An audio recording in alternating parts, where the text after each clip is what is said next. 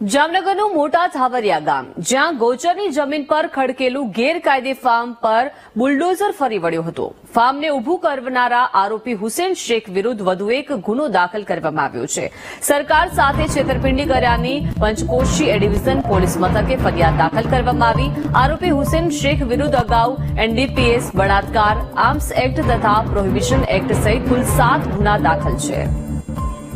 વધુ માહિતી સાથે સંવાદદાતા હિરેન જોડાઈ ગયા છે. હિરેન, ગોચરની જમીન પર ખડકેલું ગેરકાયદે ફાર્મ પર બુલડોઝર ફરી વળ્યું છે. ફાર્મ ઉભું કરનારા આરોપી કોણ છે, શું વિગતો? જી દીપિકા, ચોક્કસ જણાવી દઉં છું. સામૂહિક દુષ્કર્મનો જે આરોપી હતો તેની વિરુદ્ધ પોલીસ દ્વારા તપાસ કરવામાં આવી હતી.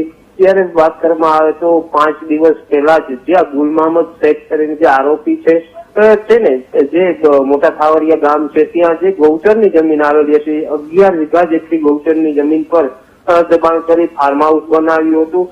હાલ તંત્ર દ્વારા તમામ પ્રકારની કાર્યવાહી કરી આ દબાણને ખુલ્લું કરવામાં આવ્યું છે. તો બીજી તરફ જે આ ગુલ મોહમ્મદ શેખ છે તેના દ્વારા જે ખોટા દસ્તાવેજો બનાવીને પ્લોટનું વેચાણ કર્યું હોવાનું પણ સામે આવતા જ જે સિટી એક પોલીસ સ્ટેશન છે તેના દ્વારા તેની વિરુદ્ધ ફરિયાદ નોંધવામાં આવી છે. તો ક્યાંક ને ક્યાંક જે આ દુષ્કર્મનો આરોપી છે તેની વિરુદ્ધ પોલીસ દ્વારા જે સકંજો છે તે ધીરે ધીરે કસવામાં આવી રહ્યો હોય તેવું ક્યાંક ને ક્યાંક લાગી રહ્યું છે. જી આભાર હિરેન, વિગત આપવા બદલ.